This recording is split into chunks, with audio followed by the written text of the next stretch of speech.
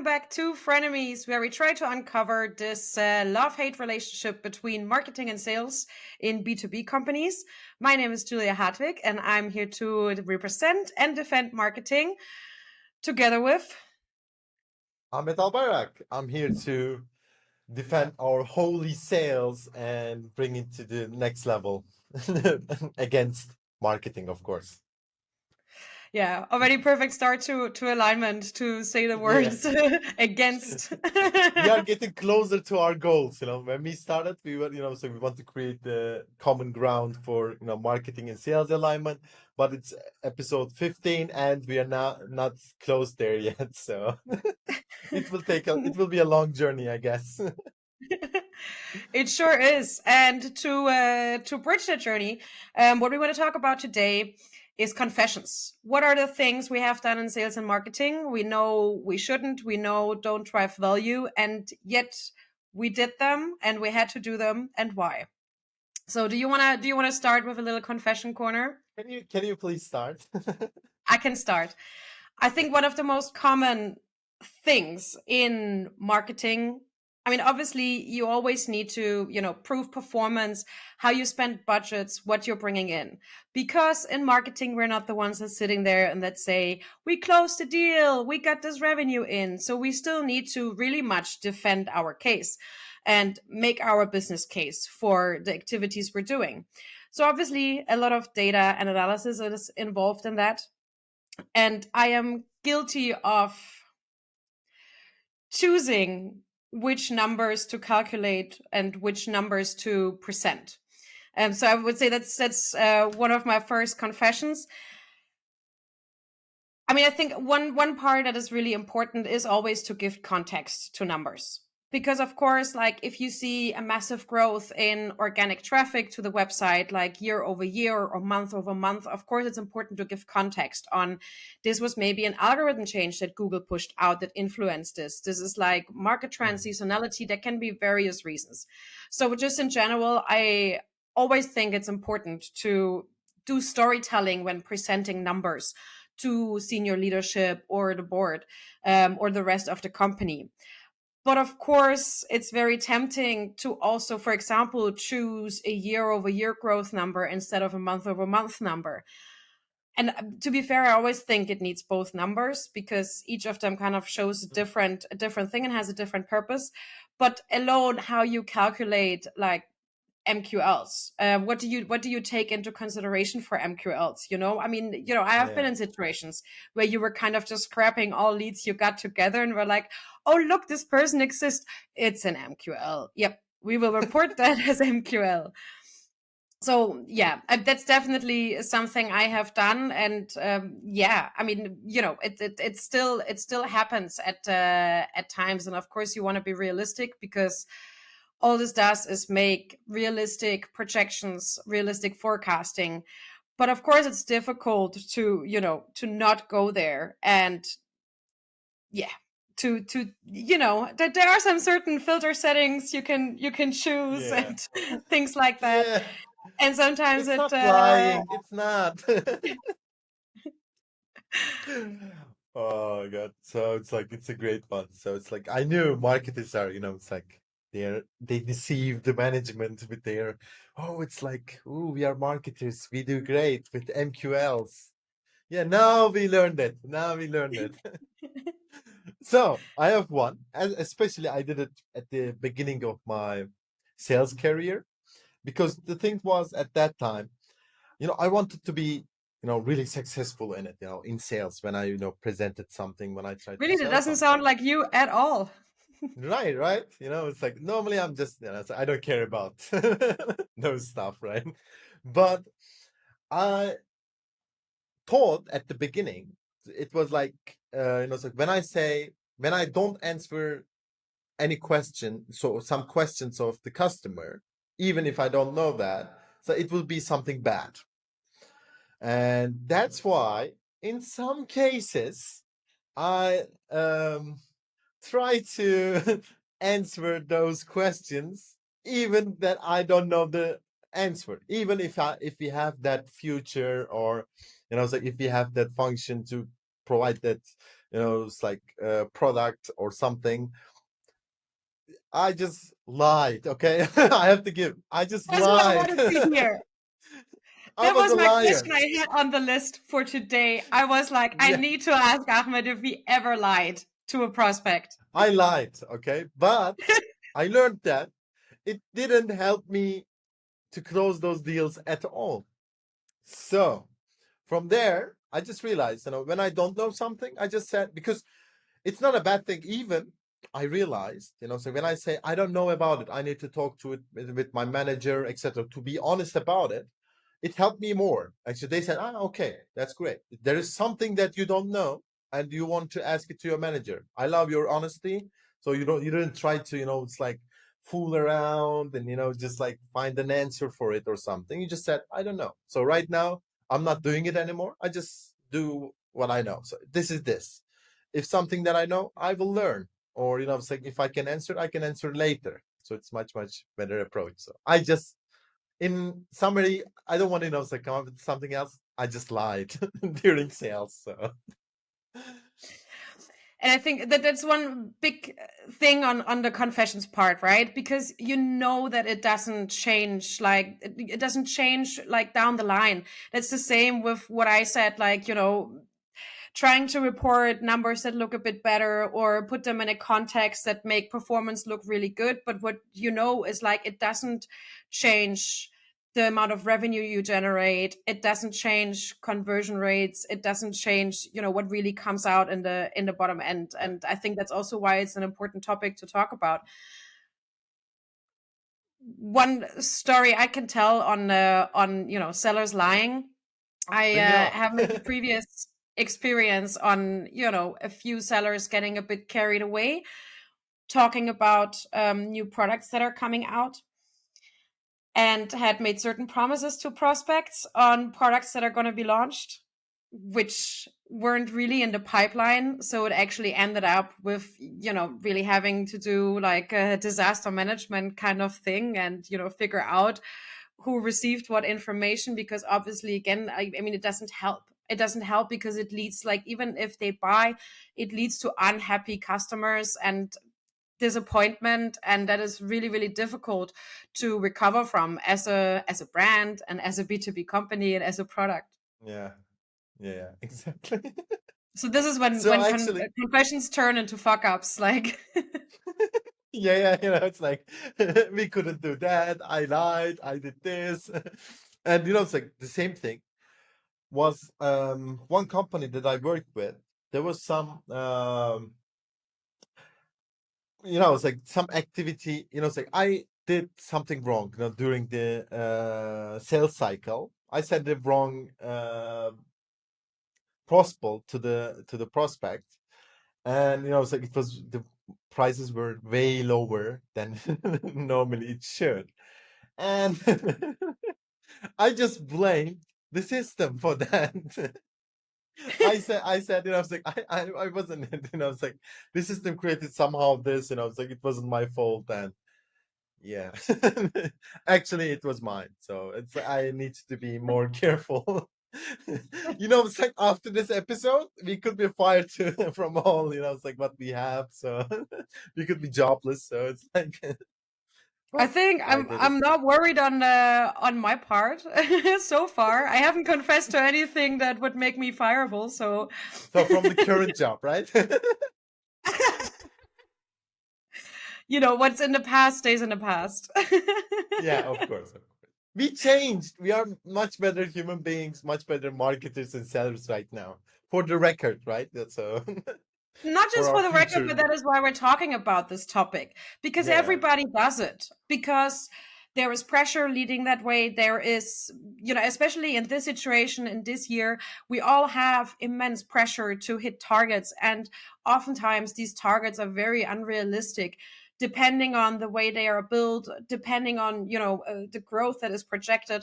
So, we all right now are under these like pressure points and have pain points, and of course that leads to you, taking these steps that again don't exactly. really lead anywhere. But my next confession is I do have written clickbaiting headlines and email subject lines.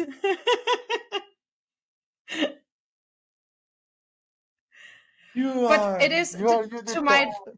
to, no, to my defense, I think as a marketer, that's kind of the way you get taught. I mean, I've been doing this for 12 years, and like, these catchy headlines and stuff like this is just what you were taught, what works. And again, like, if you analyze the data, you see, oh, this ad that has this catchy headline performs way better than this one that has that headline. So of course you're very drawn to do more of what works, which is generally what you should do, right? Whatever works, do more of it. But things have changed. The outlook on what is good content and what is actually in the content you're delivering is way more important, and that's of course also something I've developed. But it is really difficult to unlearn this pattern. So still today, when I write and produce content or copy for the website, I always have a second look, and I'm like, is there, like, kind of this marketing language in there? Is it just full of all-in-one solution, the best, the most experienced marketing leading and things like that? And it's really difficult, kind of, it's so internalized that it's really difficult to get away from. And it needs several times going through it to catch yourself and to see it and Yeah. be like, okay, but does this really have meaning? Is this valuable, what we're writing there? But there is a reason why, and we talked about this before, why these 8 tips and 4 solutions and things like that work. And they work because they make something intangible, like content, tangible, right? They set an expectation for the reader. So that is something that I still do, but there is a very specific reason why I do this and still use these. But I wouldn't write 8 tips when the blog post is just full of fluffiness and there's not 8 tips in there. So, Yeah. I have a way higher standard of ensuring that what is promised is also actually delivered. And that has Hmm. changed very much, but also because the way we do research and we read and consume content has changed a lot in the Yeah. last years. Hmm. And I when it just comes have to a email question. subject lines, because I mentioned that as well, it's kind of the same thing. It's also, when you look into like outreach emails for sales and stuff, you find so many blog posts on these email subject lines get you high open Mhm. rates. But the thing is, if you promise something in the subject line and then the person opens, and again, it's not in the email what you promised in the subject line, you don't win anything. So yes, I Exactly. sure have, written those subject lines and had great open rates, but nobody answered or nobody clicked and yada yada, so that's also something I'm very much like looking at now. Okay, of course we want to have high open rates, but does this subject line actually say what is in the email, or does this subject line promote something that is not really there and that will Hmm. again just leave a bad user experience? Because we have Yeah. received those emails. Yeah. I would the fun. I have a question though, and I was like, let's say, so you are in marketing for over 12 years, and do you get tired of creating content? It's like it's like the same things again. So when you change the company or something, it's like, what should we write? It's like, okay, 10 tips this time. It's like, it's like 12 websites that you should know about or something. Does it feel you like it's a repetitive stuff when creating content, or it's like, how do you find new spaces, it's like new creativity in it, because you are doing it over 12 years, it's like getting traffic, and you have some certain goals as well. It's not like just write however you, it's not a personal blog at the end. The company expects something from you, that you generate MQLs out of these content that you created. I would say if you get tired of it, you're probably not producing the content you should.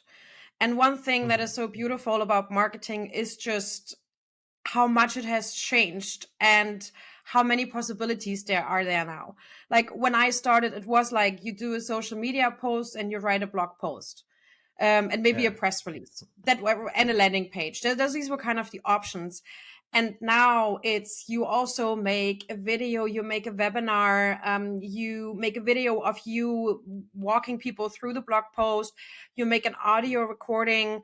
There are so many possibilities of what you can do. You can do an illustrational video, you can have an animation, like the sky is the limit in what you can produce right now. So I don't think it gets tiring in any way, or boring. Mm-hmm. And also, I mean, the way we look at content now is very different than even Mm-hmm. like just 5 years back, on actually, especially in the B2B space, looking at what is high intent content, what is top of funnel, middle of funnel, bottom of Mm-hmm. funnel kind of things.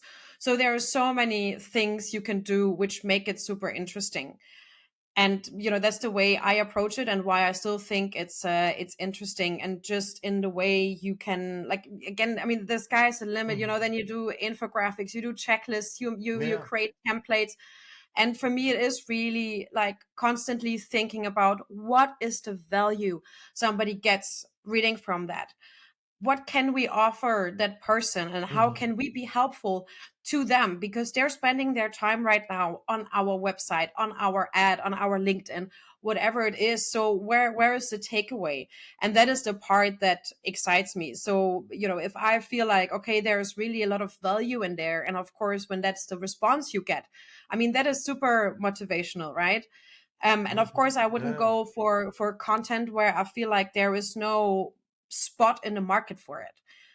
So Mm-hmm. I mean, of course, it's always like, is there a need for this content, or have 10 companies all written about exactly this topic? And then, of course, the Mm-hmm. second part, kind of leading to the thought leadership thing, do we have a unique perspective on this? Is there Yeah. somebody in the company or somebody we could contact that has a unique perspective on it that can really help people? And that is a lot of the content I currently produce, is kind of like, these projections. How are things connected? What is my Mm-hmm. perspective on this, and what should change in marketing, what sales can do, and these things.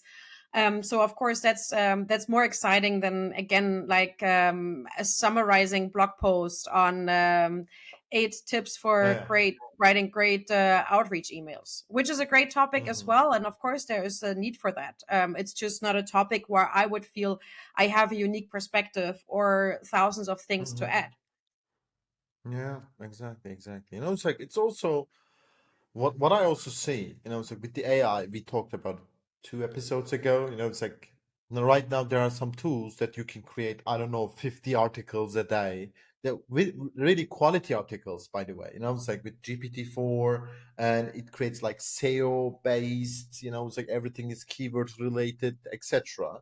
It also, does it also hurt, like, it's like, because they're creating the same content over and over again. Some of them create more, it's like it goes, you can, it's like there are some AI detectors, and Google, I know that Google doesn't, Google punishes when you create AI based content, but there's a way around also with AI. So it's like you can go a way around. So it's like it also things like, okay, in the future, content go in another way than, it's like just creating a blog posts, because it can be created in, I don't know, it's like if you know what you do, you can create it in minutes, for example, instead of, it's like spending, days or weeks. I get what you're saying, but first of all, even like just blog posts, I mean, I don't think blog posts should be kind of the normal spot anymore, because the Mm. way we consume content has changed so much. Like, when was the last time on LinkedIn you actually clicked on a link and then read a blog post? I mean, you're staying No, in exactly. platform. Yes, Yeah, exactly. Like, you're staying in platform, and that is the same, except for Twitter, but it's the same we see on all of the other social media platforms. You don't go like from TikTok and then, consume content on another platform. You stay within there. So yeah. that has already changed. So of course blog post is a very effective way, but also when you're bringing in Google and SEO, one thing that has also changed dramatically is that Google's goal is to keep people on Google as well. So they have created all of these different features, like for example the snippets and things like that. So Yeah. what happens there, if you have a blog post that is like kind of over optimized on, I don't know, a recipe for cookies. I mean, if you Hmm. Google now recipe cookies, you will get that snippet. So people can read it Yeah. directly from Google. They won't enter your website. You won't Hmm. get SEO, like in that way, you won't get traffic from it. You won't actually have people entering Hmm. your branding space, your website, and discover that. So that is of course a massive thing that has changed as well. Of 5 6 years ago, all you wanted is to be shown in the snippets, and you were like, this is brand awareness. But actually what has Yeah. happened is, I mean, you barely see what company that snippet is from. Google takes the images as Yeah. well, right? So like your infographics, for example, somebody doesn't have to enter your website to get access to your infographics, and they might never know what company produced it, and they're using it. So that has changed tremendously. So I would say that also this entire SEO part, I mean, you need to look at that in a more complex and reflective way. Of course you want your website to rank well and be user friendly, but it shouldn't be the only standard on why you produce content, because people consume it differently and it won't have the Yeah. impact you think it would have. Hmm. Okay. So let's stay on topic. I got it. So my next confession is, it's like there was too much pressure from my manager and the pressure from the management to my manager. So I just booked a meeting that wasn't an SQL. So they were because so my sales model was, it's like so building relationships, etc. I knew that that company will need us in 3 months, but they pushed me so hard in order to shut them down. I just booked a meeting in advance, but it wasn't sales qualified leads. So it's like that is another of my confession, but it wasn't not directly from me, but it was just like it's like I was pushed so hard in sales, especially it was at the end of the quarter. It's like a mess around. It's like go finish that deal. It's like we need to book more meetings, etc., just to show the numbers to the management, upper management. So it's like, okay, okay, okay, I will book a meeting, and I just booked the meeting because I knew the guy, and it wasn't sales qualified at all, as at least for now. That is my next confession. Yeah, I think my confession fits to that very well. I focused on generating leads rather than demand generation. So, of course, the difference being like, leads is very much this short term. Okay, we just deliver the leads, we deliver the MQLs, or we sign them off as MQLs, even though we know there is no intent there. We might not even know if they're qualified, versus demand generation of actually focusing on creating a long term lead flow that actually, turns into MQLs, SQLs, and however you define that, and in the end, of course, in revenue. So yeah, I'm guilty in charge of having done that, but it's the same thing as you're saying, and something we have also discussed over and over again. I mean, sales and marketing having the same targets is the most important part in aligning these two departments. And the moment Exactly. marketing is working for leads and sales is working for generating revenue or pipeline, there's always this gap between the two Yeah. departments, and that is exactly what happened in that case as well, right? I mean, sales putting pressure on, okay, the leads aren't converting, and then kind of the automated like look on it is, well, then we just need more leads, which all Yeah. are also just converting on 2%, but hey, let's drive more of those. So yeah, sure, let's just increase the marketing spend and bring in more of these low intent, to a big part unqualified lead. But hey, Yeah. let's report on them, and let's say, well, we've done our job. And on that, the Yeah. next confession is, I have said to SDRs, to AEs, well, I'm doing my part here, so then you need to look at your part. No, Yes. you were one of the marketing managers who said, "So we did it. We did our part. We provided the MQLs. Rest is for you guys." Yes, and I'm owning up to that. Am I proud of that?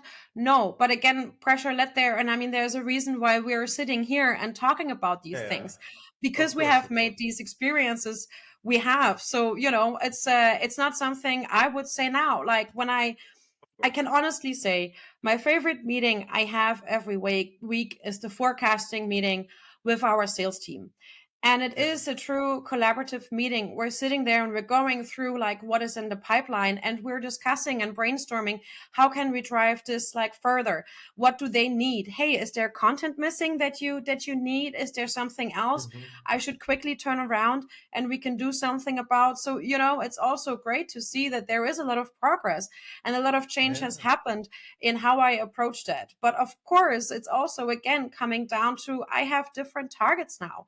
I look at Yeah. this, Of and course, of course. together with like the rest of the leadership team, we look at this differently, and we don't look at this as two separate departments, or Exactly. including product operations like at separate departments just doing their part. No, we are very focused on this collaboration and aligning and doing this together. So I also now have the frame to do that, and Yeah. the space to be collaborative and not be, well, I need to secure my own stuff here, so I can't even start to worry about your stuff over there in sales. Yeah.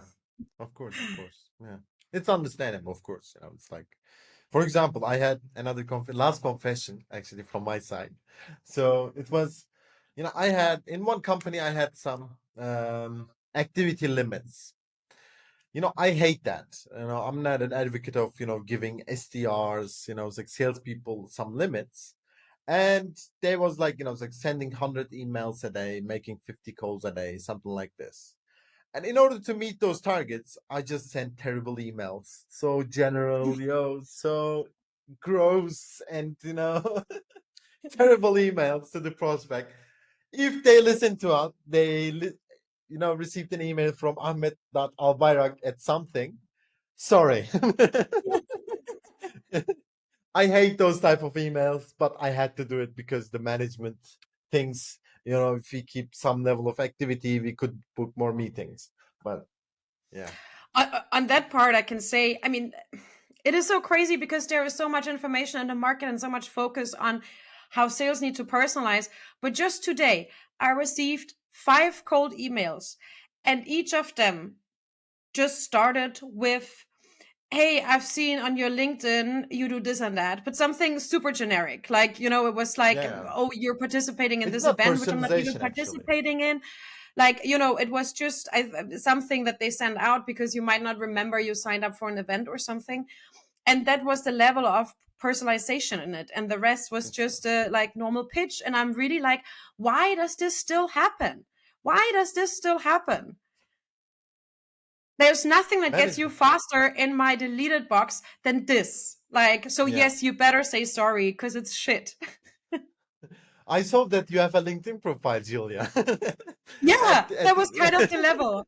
I saw you yeah. exist. I saw you breathe. Well, that's great. Me too, we have a lot of things in common.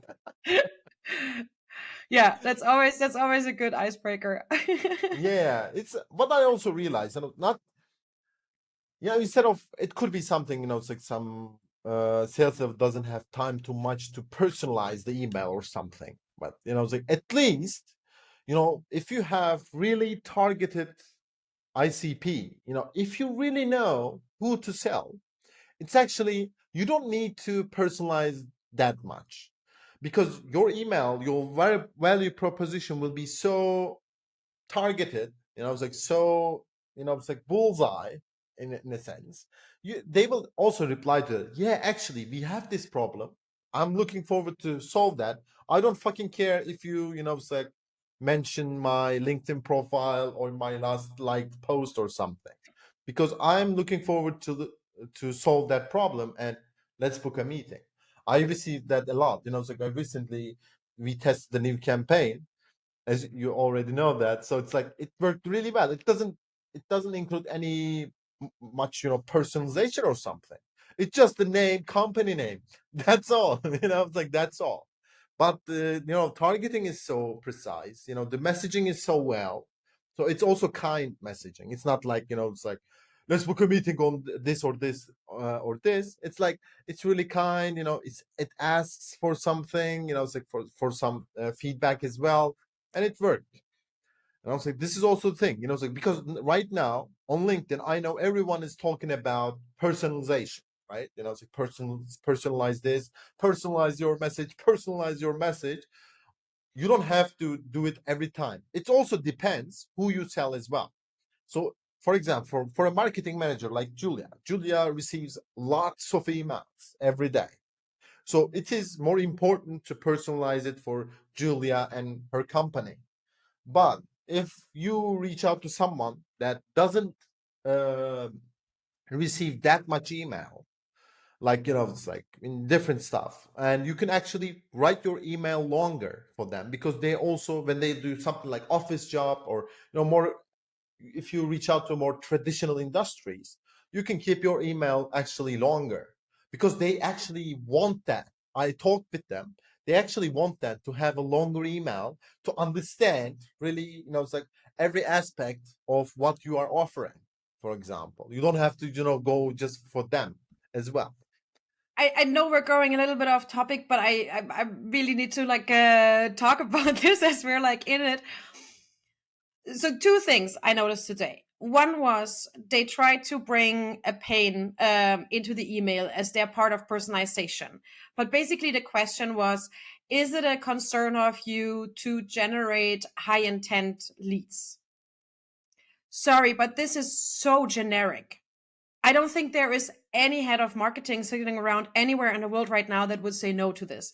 This is not related to me. If they would have at least said in a small company, with a small marketing team or something like that, to show me that they understand my specific pain. But this pain is so wide. This is not personalization. This is just wrapping up what marketing is all about in 2023. There was another thing. Oh, yeah, long emails. The other email I received, the first sentence was, I'm not going to take too much time from you, so I keep this short. And then there came a long email. Like, first of all, don't write this first sentence. Just keep it short, because I will appreciate it. Yeah, But don't promise me yeah. you keep it short. And then you write me a 3-page email, or however you say That's great. I'm not It's like, sure. I will not take your much time, but I will just take, 30, 35 minutes of yours by reading this email. Not more, not much. Really, it's not an hour. Yep. So I just needed to add that, because it's really some of the things I see, and it's just, Yeah, why have we still not moved on from this? Why is it still not better? And I completely understand your point. And, I say this to our sellers all the time. I know it takes a lot of time. I know it takes time away from you of having to personalize. But again, in this collaboration, we do create a lot about our ICP, about their pain points that is very specific, and this per industry exactly. and this per region, so that there are good points they can take, and they don't have to do extensive research each time. But it is just such an important part, because else you don't get anything out of it. It is, being busy to stay busy, without any like Exactly. anything in the bottom coming out, and that can't be the goal. Exactly. But my last confession is, I do confess that I have done false advertising.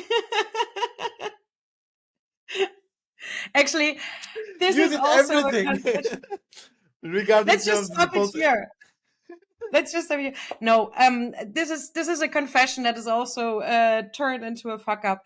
But I promoted a pre-recorded webinar as live webinar, just because live webinars, of course, work a bit better, because people actually, I mean, there is still relatively low attending rates versus who signs up, Mhm. but still they perform better. And we had team like online ready to answer questions.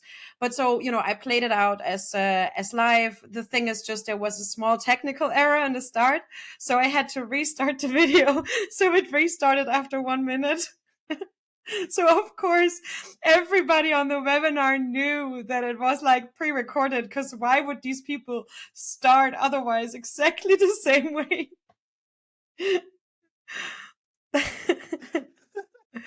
It's great. But you know what, that webinar still generated deals. So Yeah. So It it's wasn't like a complete fuck job up, is done. but I'm still embarrassed about that. But yeah, I mean, once again, It sometimes can these are happen. just the things you have to But do it's in the also, marketing world. it's due to a technical error. You didn't do it intentionally, right? No, no, It no, happened. of course not. But still, it was Yeah, advertised as fully live yeah, webinar, like so of course that is different. okay. So, all right, so It was even it's including, a really high level cover up of like there was a Q&A session in the end, but because we were playing it out, and it was fully pre-recorded, we made up this like a Q&A session. So we had somebody writing in questions so they could answer the questions that were coming in. Yeah, yeah, yeah. If I lie, I'm really good at it. I'm go really in depth. you can trust marketers guy as you see today and sales. Me too. I like many times too. So you can trust us. Sales and marketing people are good people. So they're trustworthy people. So you can trust them. There is no false advertising, false numbers, or it's like false answers. So that's the topic. So it's like if you just listen to the end, this is the truth. We never lied and we never do false advertising or something. No, but we learn from our mistakes, and at the end of the Yeah, of day, course. that is what matters. And it's also just sometimes you have to do things you have to do, and sometimes, especially in marketing, but also in sales, there is a bit of adding glitter on a pile of shit involved. Just a little bit, just a tiny bit, not much, not much. Okay, Well, and with that, thanks for today, and speak to you next week. bye bye.